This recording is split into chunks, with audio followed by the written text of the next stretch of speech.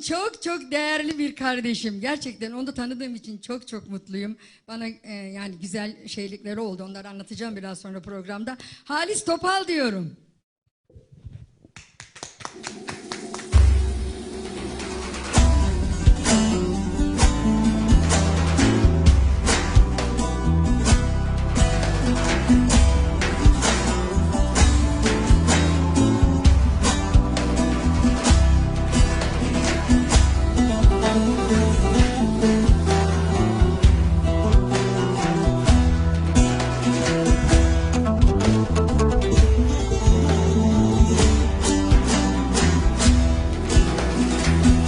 Öyle çok sevmişim seni, uğrunda canım verirdim.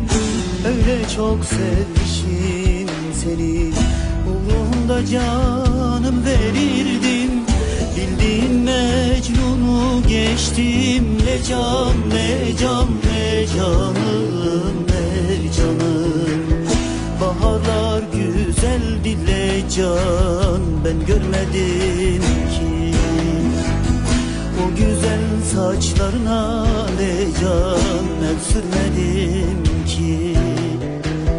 Acılarla geçti ömrüm, gülemedim ki. Kaderim böyleymiş, ne can ne diyeyim ki.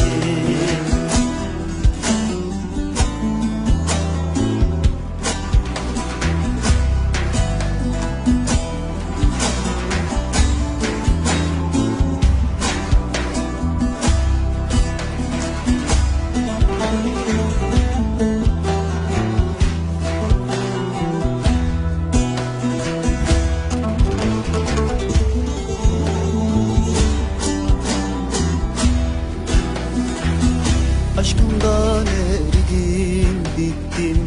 Bir haber sal benim için. Sevdamdan eridim, gittim.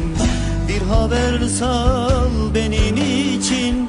Ben beni unuttum, gittim. Ne can, ne can, ne canım, ne canım.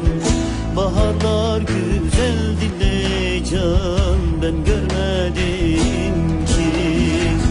O güzel saçlarına ne can, el sürmedim ki. Acılarla geçti ömrüm, gülemedim ki. Kaderim böyleymiş, ne can ne diyeyim ki.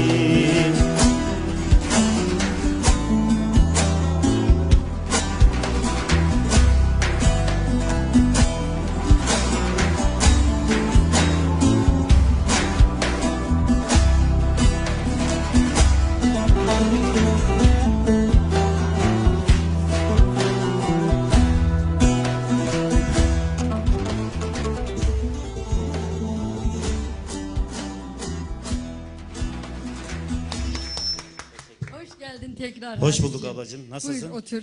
Teşekkür ederim.